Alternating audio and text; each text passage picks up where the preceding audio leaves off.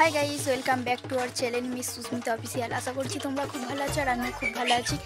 দেখতেই পাচ্ছ আমি রেডি হয়েছি, তো কিসের জন্য হয়েছি তোমরা সবটাই দেখতে পাবে। তো চলো, বুঝতেই পারছো, আন্দাজ করতেই পারছো, তো থাম্বনেল দেখে বুঝেই যাবে তোমরা। তো চলো দেখতে থাকো আমি সারাদিন কি। এখানে দিদি রেডি হচ্ছে করেছি, তো চলো দেখ।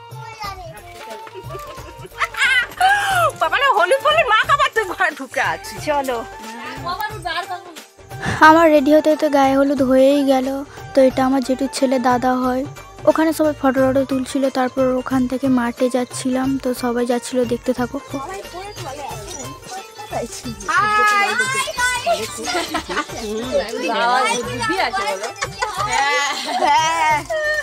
এখানে দুটো দিদি যাচ্ছে দেখতে পেলে, টোপো পরে মাঠে চলে এসেছিলাম ফটো তোলার জন্য। তো জামাইবাবু দিদি ফটো তুলছে, তো আর বর আসেনি, এইদিকে গায়ে হলুদ হয়ে গেছে আর আসতেনি, তোমরা সবাই জানো। তারপর দিদি চলে গেল ফটো তুলতে, তারপর আমিও জামাইবাবু পাশে চলে গেছিলাম।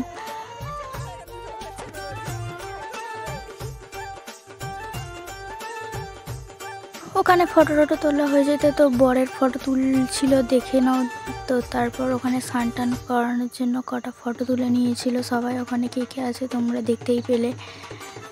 তো ওখানে ফটো তোলা হয়ে যাওয়ার পরে এখানে দাদারা আলতা পরিয়ে দিচ্ছিল। বৌদি ভালো করে করতে পারেনি ভিডিওটা, ওখানে সবাই দাঁড়িয়েছিল। তো পাড়া থেকে বাড়ি চলে এসেছিলাম, এসে টিফিন করে নিলাম। দেখতেই পেলে সবাই টিফিন করছে, তো ওদের করার পর আমিও করে নিলাম। টিফিন করা হয়ে যেতে সবাই পাড়াতে স্নান করাতে নিয়ে যাচ্ছিল দাদাকে। তো দেখতে থাকো, ক্যামেরাম্যান সামনে, আমি তার পিছনেই যাচ্ছিলাম।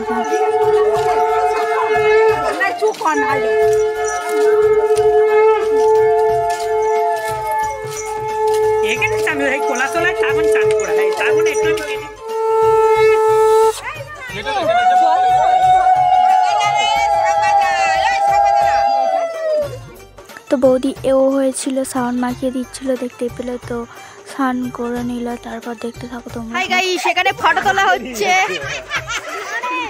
কারা কখনো তাকায়নি বলে আমাকে পাঠাবে, কিন্তু আমি ভিডিও এডিট করে সব আমার ফোন থেকে। আমার তো হলো তোমার জন্য নিয়ে এলো, তোমার জন্য নিয়ে এলো, তোমার জন্য নিয়ে এলো।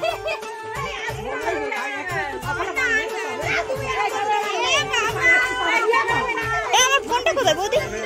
ভালো, আমার ফোনটা কই? ও বৌদি, আমার ফোনটা ঠিক আছে, রাখ রাখ।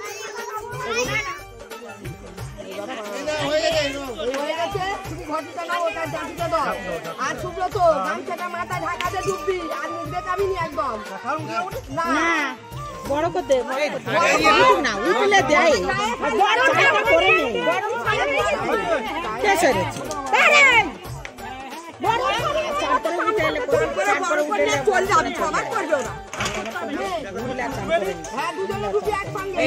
হাত ধরে হাত ধরে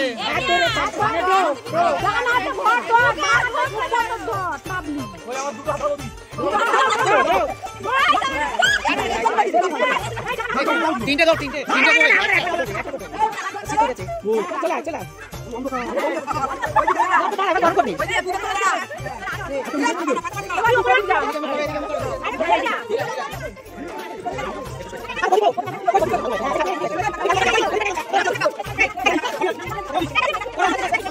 তো এখানে বরণ করছিল, বরণ করার পর ওখানে ঠাকুর ঘরে নমস্কার করতে যাবে, প্রণাম করতে যাবে। তো এই ভিডিওটা এই পর্যন্ত করেছিলাম। তো অনেক দুপুর হয়ে গেছিলো, ওই জন্য বাড়ি চলে গেছিলাম রেডি হওয়ার জন্য। বরযাত্রী যেতে হবে 4টের সময় বেরোবে বলে 5টার সময় বেরিয়েছিলাম। তো তারপর আর ভিডিও করিনি। তো কী করেছি তোমাদের সাথে শেয়ার করছি, দেখতে থাকো। তো বরযাত্রী যাওয়ার জন্য সব রেডি হয়ে বাসে উঠে পড়েছি। তো আমাদের লেট হয়ে গেছিলো, তো আমার বসেছিল, আমার বোনপো আর গাড়িতে অনেকে ছিল, দেখতেই পেলে তোমরা। তো সাইড দিয়ে একটু ভিডিও করলাম। তারপর তোমাদের সাথে কথা বলতে বলতে আমি ওখানে পৌঁছে গেলাম। তো ওখানে ভিলা ভাড়া করেছিল, তো ভিলাটা ঘুরিয়ে দেখিয়ে দিচ্ছে তোমাদেরকে।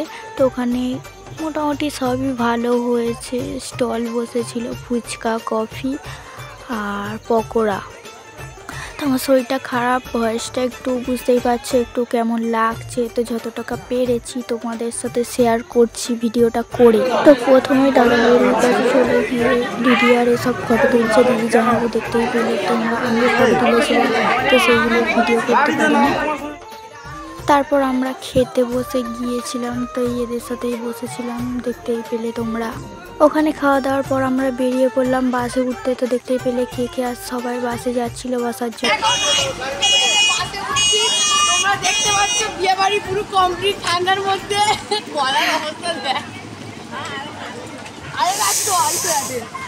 তো বরযাত্রী থেকে বাড়ি যাওয়ার সময় যে এত বড় সমস্যায় পড়বো আমরা বুঝতেই পারিনি। তো বাসে উঠে পড়েছি ফার্স্ট, দেখতেই পেলে। তো ওখান থেকে বাড়ি আসার সময় মাঝ রাস্তায় এসে গাড়ি খারাপ হয়ে গেছে, তখন প্রায় 2টো বাজে। তো কি করব, আমরা ভেবেছিলাম ওখানে থাকবো নাকি গাড়ির মধ্যে। তো সবাই তো গাড়ির মধ্যে ছিল। তারপর আবার ড্রাইভারকে ফোন করতে আবার অন্য একটা বাস এলো, আসতে বাড়ি গেলাম। যেতে যেতে ভোর 4টে বেজে গিয়েছিল। আপনারা যদি পানিতে জল দিয়ে যায় না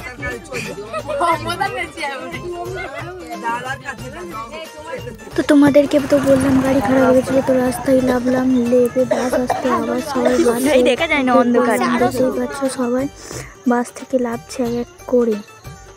না সেই বাসটা থেকে লেবে আবার এই বাসে উঠেছিলাম। এবার এখান থেকে লাভবো আমাদের মশারহাট। তো মশারহাটে লাভবো, লেবে ওখানে একটা গাড়ি দাঁড়িয়েছিল, ওই জন্য দাঁড়িয়েছিল গাড়িটা। তো ওখান থেকে লেবে পড়লাম। সব দেখতেই পাচ্ছ অন্ধকার, তেমন কিছু দেখতে পাওনি তোমরা। তারপর হেঁটে হেঁটে সবাই বাড়ি চলে যাচ্ছি, দেখতে পেলে। তো আমাদের পাড়াতে চলে এলাম। তো ভোর 4টে বেজে গেছিলো আস্তে আস্তে। তো আজকে ভিডিওটা এই পর্যন্ত। ভালো লাগলে like, comment, share and subscribe করবে।